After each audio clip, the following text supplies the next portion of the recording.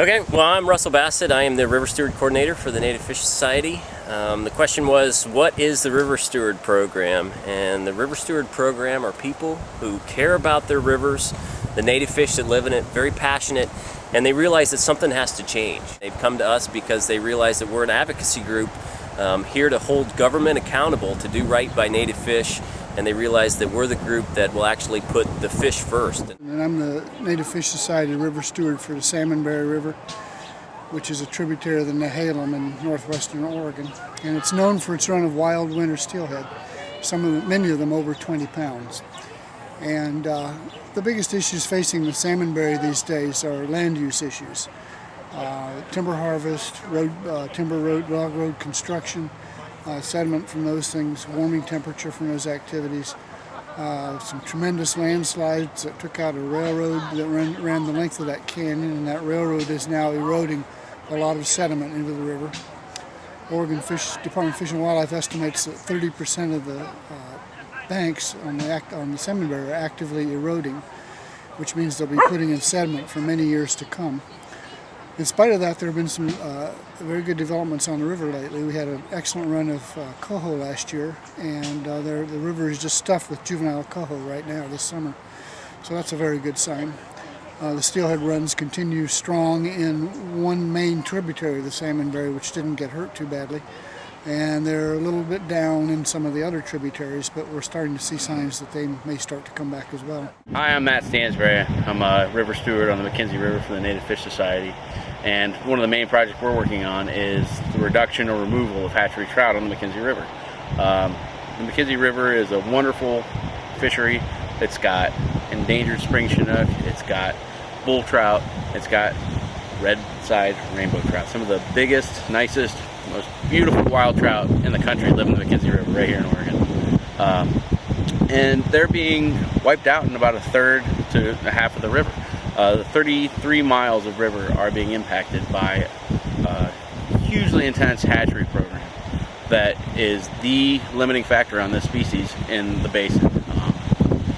The fishing pressure, the competition for food resources, these are the problems that are affecting these fish, and we're advocating to limit the interaction of these hatchery trout with our native species.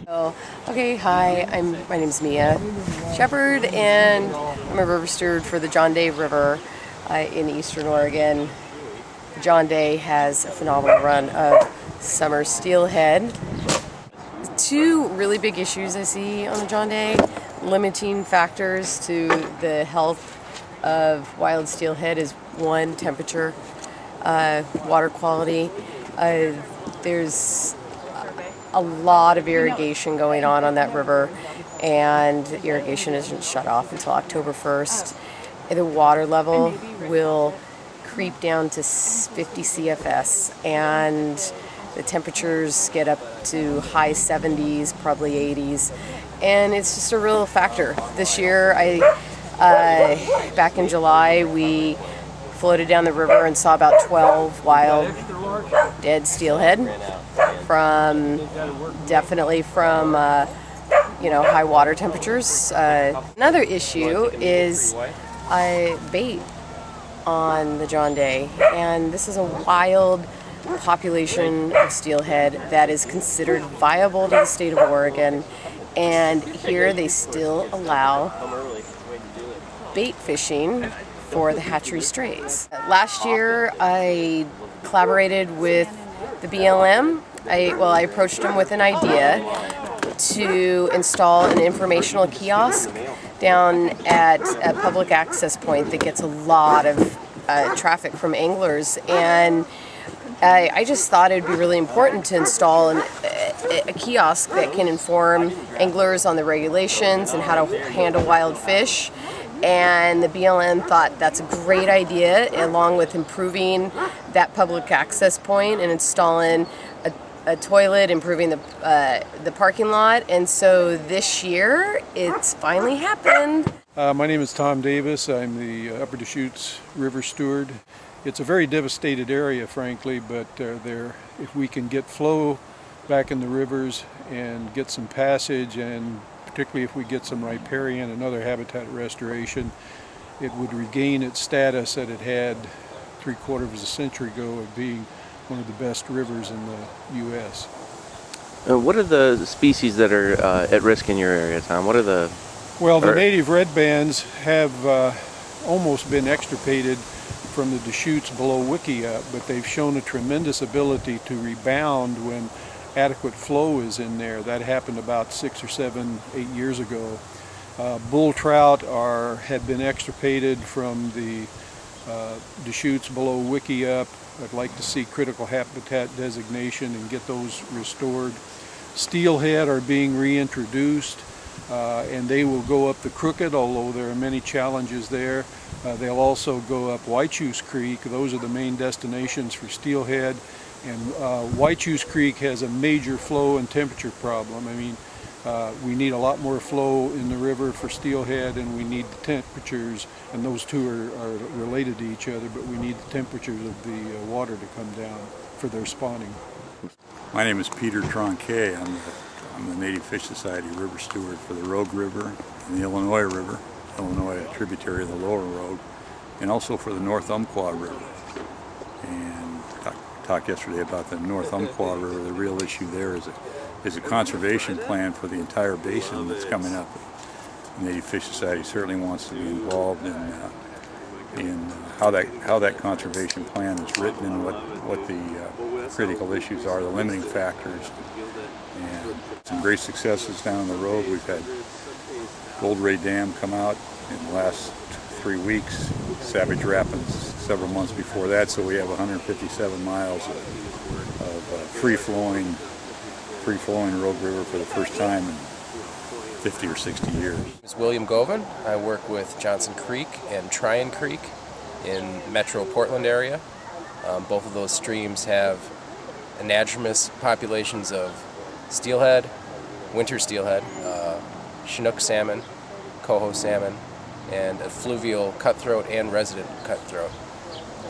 They're degraded. Johnson Creek in particular is a heavily degraded stream, a litany of abuses over the last 70 years, 100 years, but it's really starting to turn a corner. There's a good watershed council working with it, some concerned citizens, and people are starting to realize that it's an opportunity to showcase restoration and efforts in an urban setting. All right, well, I'm Peter Donahauer, the Nicanicum River steward for the Native Fish Society. And Nicanicum is a relatively small stream on the north coast, Oregon north coast. It's 21 miles long, and home to native steelhead, native coho, small residual chum run that we're starting to see a few more of. It's pretty exciting. Resident cutthroat and sea run cutthroat. Currently, the ODFW stocks North Fork Nehalem population winter steelhead, 40,000 smolts a year, and 25,000 Trask River Chinook. The really critical issue is the hatchery winter steelhead, which are essentially feral steelhead. Because they're coming from the North Fork Nehalem hatchery. They're not native to the Nicanicum watershed. They're returning to a stream without a hatchery. So having no other alternative, they're spawning in the wild. We've been talking yesterday and today about the value of river stewards and other citizen groups who are trying to take care of their ecosystems. Under the Endangered Species Act, the federal agencies and the state agencies have some authorities, but we recognize that we can't save the species from extinction. We can't fix the ecosystem and make it healthy without the support of the public and volunteer groups. So we're extremely pleased to see groups like this being so active in trying to take care of the ecosystem and the species in it.